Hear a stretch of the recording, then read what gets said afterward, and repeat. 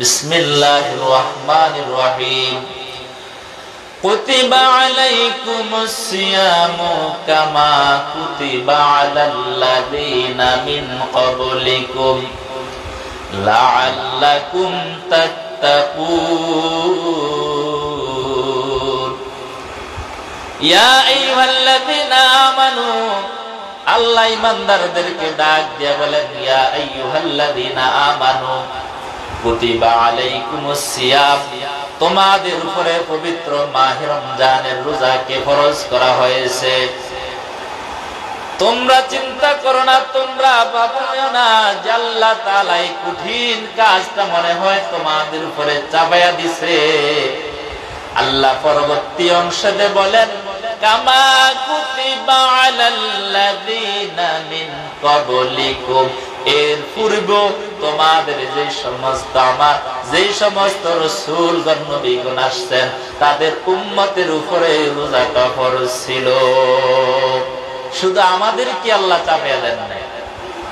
আল্লাহ বলেন কেন তোমাদের কাছে আমি রমজানকে পালন করলাম। আল্লাহ বলেন লাআল্লাকুম তাত্তাকুন যেন তোমরা মুত্তাকি হতে পারো, তাকওয়া অর্জন করতে পারো। কিভাবে মুত্তাকি হব, কিভাবে তাকওয়াবান হব? তাকওয়ার মিসাল দিতে গিয়ে উলামায়ে কেরাম কিতাবের মধ্যে লিখেন অর্ধ জাহানের পৃথিবীর খলিফা ওমর ইবনুল খাত্তাব রাদিয়াল্লাহু তাআলা আমিরুল মুমিনিন, বাংলাদেশের মতো 200 রাষ্ট্রের রাজা, তিনি একদিন তার রাজ্যের ভিতরে বের হলেন, ঘুরতেছেন, মানুষদের খোঁজ খবর গুলা নিতেছেন। এমন সময় একটা মাঠের ভিতরে যায় দেখলেন একটা রাখাল কিছু বকরি লালন পালন করতেছে, বকরিকে ঘাস খাওয়াইতেছে। ওমর ইবনুল খাত্তাব ছদ্মবেশে গেলেন, কারণ মানুষজন ওমরের প্রকৃত চেহারায় যদি ওমর আমিরুল মুমিনের চেহারায় যায় মানুষগুলো ভয়ে কাঁপতে থাকে, কেউ ভয়ে কথাবার্তা বলে না। কিতাবের মধ্যে আছে ওমর যেই রাস্তাটা দিয়ে হাঁটে শয়তান ইবলিস ওই রাস্তা দিয়া 40 দিন পর্যন্ত ওই রাস্তায় আর আসে না। ওই ওমর মাঠের ভিতরে গেলেন, দেখলেন একটা যুবক বকরি লালন পালন করতেছে, বকরিকে মাঠের মধ্যে খানা খাওয়াইতেছে, ঘাস খাওয়াইতেছে। ওমর ছদ্মবেশে যায় ওই রাখালকে বললেন, ও রাখাল তুমি আমাকে একটু দুধ দাও, আমার গলাটা শুকিয়ে গেছে, আমি তোমাকে কিছু হাদিয়া দিব, এর বিনিময়ে তুমি আমাকে 1 গ্লাস দুধ দাও, 1 পেয়ালা দুধ দাও, আমি দুধ পান করে আমার পিপাসাকে আমি নিবারণ করব। রাখাল ডাক দিয়ে বলেন, হে পথিক আমি তো তোমাকে চিনি না, আর এই মাঠের ভিতরে যতগুলা বকরি দেখতেছো, বেড়া দেখতেছো, এগুলার আসল মালিক আমি না, এগুলার একজন মালিক আছে, আমি শুধু ওই মালিকের রাখাল। আমার দায়িত্ব হলো এই মাঠের ভিতরে ভেড়া বকরি গুলাকে আনিয়া এই ভেড়া বকরি গুলাকে সন্ধ্যা পর্যন্ত ঘাস খাওয়াইবো, এর বাহিরে আমার কোনো দায়িত্ব নাই। আমার পক্ষে সম্ভব নয় তোমাকে 1 পেয়ালা দুধ দূরের কথা, আমি 1 ফোঁটা দুধ ওই বকরি থেকে দহন করে তোমাকে দিতে পারবো না। ওমর বলতেছেন, ও রাখাল তোমার মালিক তো এই আশেপাশে কোথাও নাই, তুমি যদি এই বকরি থেকে 1 পেয়ালা দুধ দহন করে আমাকে দিতে পারো তাহলে আমারও লাভ হবে, তোমারও লাভ হবে। বলে কোনোদিনও সম্ভব নয়, আমার দায়িত্ব হলো এই বকরি গুলাকে ঘাস খাওয়ানো আর দুধ দহন করার দায়িত্ব হলো আমার মালিকের। এবার ওমর বলতেছেন, তাহলে আমি তোমাকে আরো বড় একটা অফার করতেছি। রাখাল ডাক দিয়ে বলেন, কি বড় অফার আপনি আমাকে বলেন। রাখাল ওমর বলতেছেন, ও রাখাল, তুমি আমার কাছে দুধের একটা বকরি বিক্রি করে ফেলো। তুমি এই মুহূর্তে যত টাকা দাবি করবা, আমি পথিক তত টাকা দিয়া তোমার কাছ থেকে বকরিটা কিনতে চাই। আর তোমার মালিক যখন সন্ধ্যাবেলা তুমি বকরিগুলা নিয়ে বাসায় যাইবা, তোমার মালিক যখন বকরিগুলোকে গণনা করে যখন একটা বকরি খোঁজ করে পাইবে না, তুমি তোমার মালিককে জবাব দিবা, আমি ওই মাঠের ভিতরে যখন ওই বকরিগুলাকে সরাইতেছিলাম, হঠাৎ জঙ্গলা থেকে একটা বাঘ এসে বকরিটাকে খেয়ে ফেলেছে। তাহলে তোমার মালিক বিশ্বাস করবে, যেহেতু এই মাঠের পাশে জঙ্গল আছে, ওই জঙ্গলার ভিতরে বাঘ আছে। তুমি তোমার মালিককে জবাব দিলে তোমার মালিক কোনোদিনও তোমাকে অবিশ্বাস করবে না। এবার ওই রাখাল কত বড় আল্লাহওয়ালা, কত বড় তাকওয়াবান, ডাক দিয়া বলতেছেন, ও পথিক, তোমার কথা সত্য, তোমার যুক্তিও সত্য। ও পথিক, আমি তোমাকে একটা প্রশ্ন করতে চাই। আমি তোমার কাছে বেশি লাভের আশায় একটা বকরি বিক্রি করে দিতে পারি, আর আমার মালিককে যা যদি বলি এই বকরিটা বাঘে খেয়ে ফেলেছে, আমার মালিকও বিশ্বাস করবে। তবে ও পথিক, তুমি জানিয়া রাখো, আমার মালিক যদিও না দেখে তোমার কাছে বকরিটা আমি বিক্রি করে দিয়েছি, কিন্তু ওই মালিক এবং আমার মালিক, তোমার আমার সকলের মালিক একজন আছে না নাই? সেই মালিকের নাম কি? জোরে বলেন, সেই মালিকের নাম কি? ওই আল্লাহ তো তোমাকেও দেখতেছে, আমাকেও দেখতেছে। যদিও আমার মালিক আমার মিথ্যা কথাটাকে বিশ্বাস করবে, কিন্তু আমি তুমি যেই মালিকের ইবাদত করি, ওই মালিক তো আর না দেখে পারবে না। ও পথিক, তোমার কাছে আমার কোনো মতেই বকরি বিক্রি করা সম্ভব না।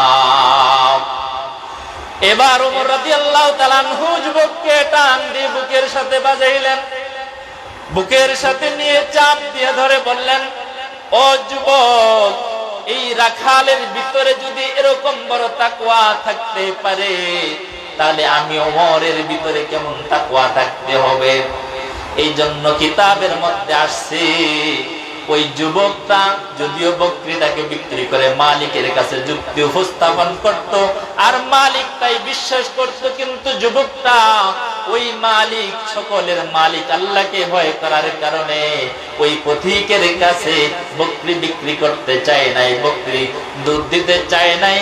আপনার আমার ভিতর রমজানটা এমন বড় তাকওয়া থাকতে হবে, আপনার আমার সামনে পানির গ্লাসে পানি থাকে, পানির জগে পানি থাকে, যখন আপনি আমি রমজানের রোজা রেখে যখন পানিগুলা পান না করি, আল্লাহ ফেরেশতাদেরকে ডাক দিয়ে বলেন, ও ফেরেশতারা, আমি যখন বলেছিলাম ইন্নী জাইলুন ফিল আরদি খলিফা, আমি দুনিয়াতে মানুষ বানাইতে চাই, তখন তোমরা আমাকে যুক্তি দিয়েছো মানুষ বানাইতাম না, তোমরা আমাকে বাধা দিয়েছো। তোমরা বলছো আমার ইবাদতকারী হিসেবে তোমরাই যথেষ্ট। আমি আল্লাহ বলেছি, আমি আল্লাহ যা জানি তোমরা তা জানো না। ও ফেরেশতারা, দেখো তাদের সামনে কত সুন্দর সুন্দর খাবার আছে, পানির পিপাসায় তাদের গলাগুলো শুকিয়ে গেছে, তারপরও পানি থাকা সত্ত্বেও তারা পানি খায় না। ও ফেরেশতারা, তোমরা সাক্ষী দাও কিসের কারণে আমার বান্দারা জগের ভিতরে, কলসের ভিতরে পানি থাকার পরও তারা পানি খায় না। ফ্রিজের ঠান্ডা পানি খাইলে গলাটা কত বড় শান্তি লাগে, ওই শান্তিকে ছেড়ে দিয়া কিসের ভয়ের কারণে আমার বান্দারা এই পানিগুলা পান করতেছে না? ফেরেশতারা বলতেছেন, আল্লাহ আপনাকে একমাত্র ভয়ের কারণে, আপনাকে ভয় করে তারা এই সমস্ত সুন্দর সুন্দর খানাগুলা খায় না, পানিগুলা খায় না। বলে আমাকে ভয় করে কিসের কারণে? আল্লাহর ফেরেশতারা বলেন, আল্লাহ তারা যদি আপনাকে ভয় না করে এই পানির গ্লাস থেকে পানি পান করে, তাহলে আপনি তাদেরকে জাহান্নামে দিবেন আপনার হুকুম অমান্য করার কারণে। যদিও তারা গোপনে ঘরের ভিতরে এক গ্লাস পানি পান করলে দুনিয়ার কেউ দেখতো না, কিন্তু আপনাকে ভয় করে, আপনার জাহান্নামকে ভয় করে তারা পানি পান করে না। ও আল্লাহ, বলে তারা কিসের আশায় পানিগুলা পান করে না, আর কিসের বা আশায় আমাকে তারা ভয় করে? ও আল্লাহ, আপনার জান্নাতের সুমহান মর্যাদা চিরস্থায়ী, সেখানে মানুষগুলা থাকবে। যেই ব্যক্তি একবার জান্নাতে ঢুকবে, ওই ব্যক্তিকে আর জান্নাতে গোসল গেল বাহির করা হবে না। ওই জান্নাতের আশা নিয়ে আপনাকে ভয় করতেছে, আপনার জাহান্নামকে ভয় করতেছে। আল্লাহ বলেন, ফেরেশতারা তোমরা সাক্ষী থাকো, যারা এই রমজানে তাকওয়া অর্জন করছে, আমি মাওলাকে ভয় করে, ওই ফ্রিজের ঠান্ডা পানি খেয়ে তারা তাদের পিপাসা নিবারণ করে নাই।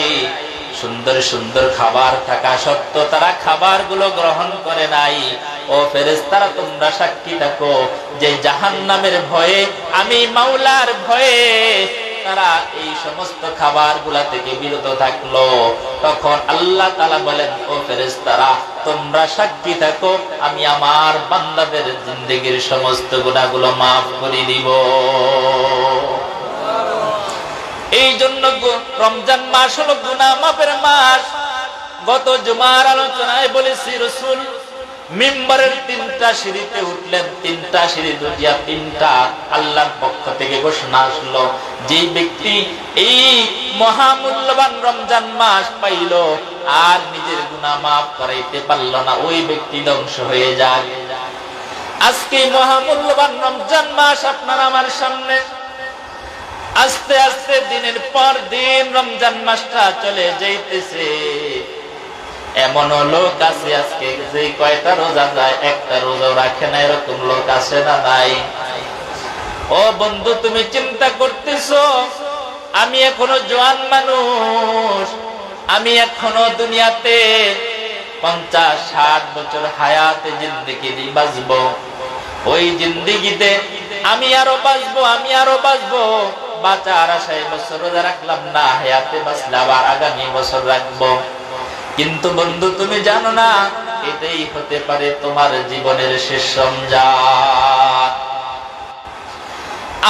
আপনার আমার সাথী ভাই কাজল মাঝি সাহেব গত বছর রমজানে আমাদের সঙ্গে তারাবি পড়লো, আমাদের সঙ্গে ইফতার করলো, কিন্তু সেই ব্যক্তিরও তো আশা ছিল এই বছর আমাদের সঙ্গে তারাবির নামাজ পড়বে, আশা ছিল কি ছিল না?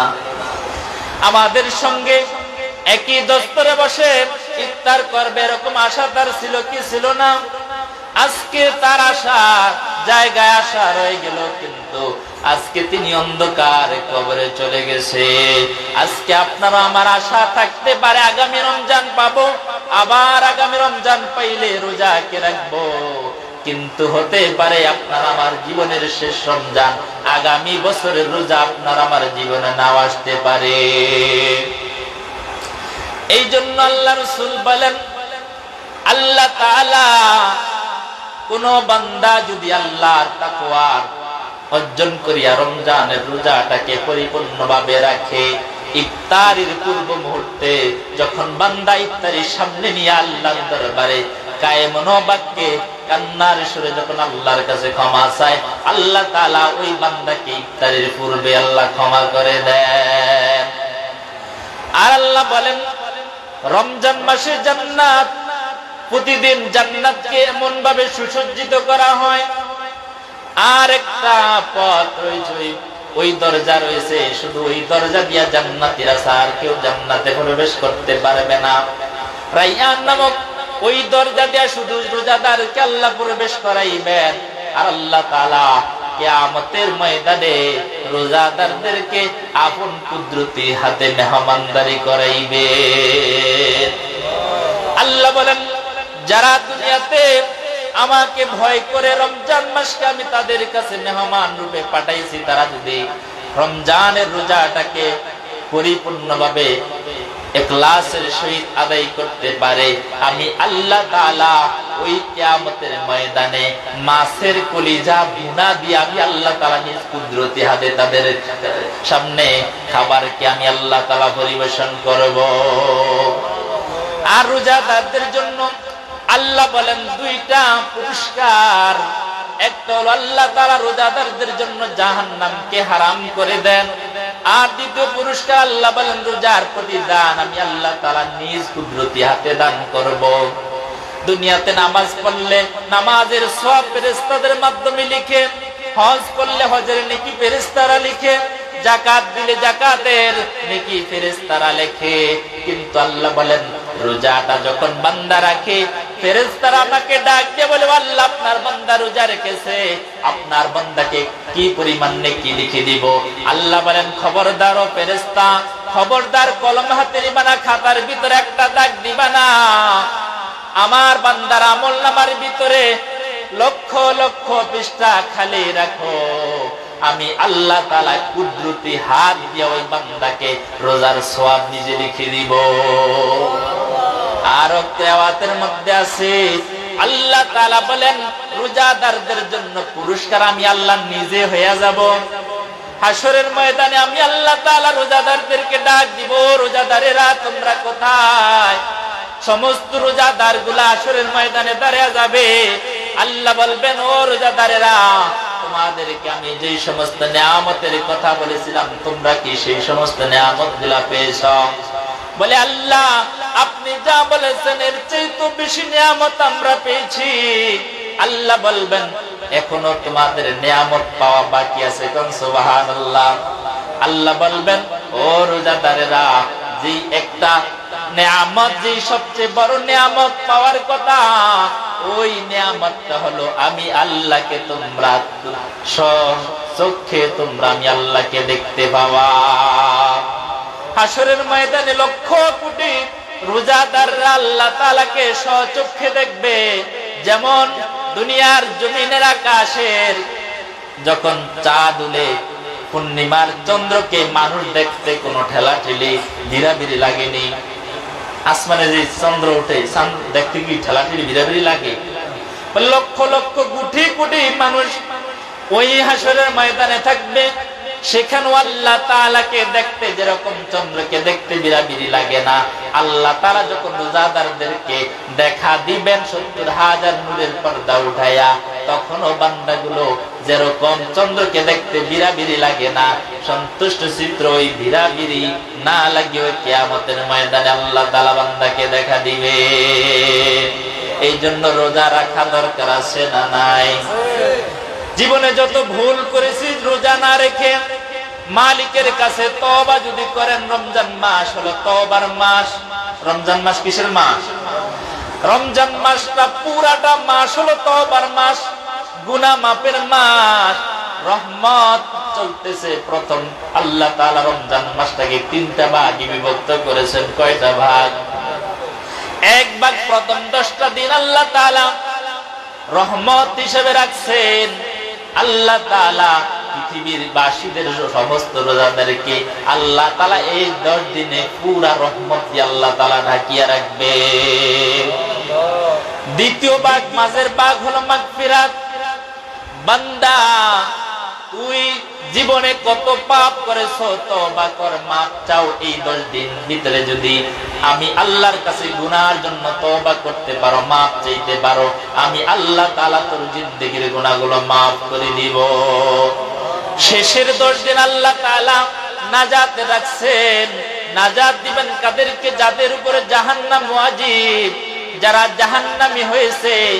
কিতাবের মধ্যে লেখেন প্রতিদিন ইফতারের সময় আল্লাহ রাব্বুল আলামিন 10 লক্ষ জাহান্নামীদেরকে মাফ করে দেন। যেই দিন রমজান শেষ হয়ে যাবে, যেই দিন রমজানের শেষ আমরা ইফতার করব, আল্লাহ তাআলা বলেন এই 30 দিনে 10 লক্ষ করে তোমরা গুণ দিতে থাকো। যেই পরিমাণ লোককে আমি আল্লাহ তাআলা মাফ করে দিয়েছি, রমজানের শেষ ইফতারির পূর্বে আমি আল্লাহ তাআলা এক রাতে ওই সমপরিমাণ বান্দাকে জাহান্নাম থেকে মুক্তি দিয়ে দিব। এই মুক্তি পাইতে হলে রোজা রেখে পাইতে হবে না রোজা না রেখে? রোজা রাখতে হবে। রোজা না রাখলে এই সমস্ত লাভগুলা পাইব না। আর রাসূল যে বদদুয়া করলেন আল্লাহর পক্ষ থেকে, যেই বদদুয়াটা আসছে, রমজান মাস পাইলো আর নিজের গুনাহ মাফ করাইতে পারলো না।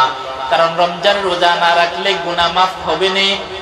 কারণ আল্লাহ ওয়াদা দিয়েছেন রোজাদারদেরকে আল্লাহ মাফ করে দিবেন। তাহলে মাপ পাইতে হলে রোজা আপনাকে আমাকে রাখতে হবে। এই জন্য আমরা যারা রোজা রাখি নাই তারা রোজা রাখবো, তো রাখবো। আল্লাহ রাসূল বলেন আল্লাহ তাআলা দিনের বেলায় তোমাদের উপর রোজা ফরজ করেছেন এবং রাত্রি বেলা আমি রাসূল তোমাদের জন্য তারাবির নামাজকে সুন্নাত করে রেখেছি।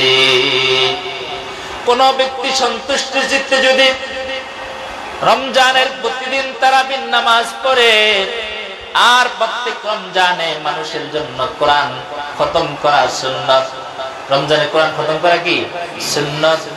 এই জন্য রাসূল বলেন খতম তারাবিতে তোমরা সময় দাও, খতম তারাবিতে তোমরা, আল্লাহ রাসূল বলেন তোমরা যদি খতম তারাবিতে উপস্থিত হতে পারো তাহলে প্রত্যেক দিন 30 দিনে 30টা পারা তোমাদের সামনে হাফেজ সাহেবেরা পড়বে। হাফেজ সাহেবেরা পড়িয়া যেই পরিমাণ নেকি পাইবে, তুমি ওই তারাবির নামাজে দাঁড়ায় দাঁড়ায় ওই কোরআন শোনার বদলে আল্লাহ তাআলা তোমাকে সেই পরিমাণ নেকি দিয়া দিবে।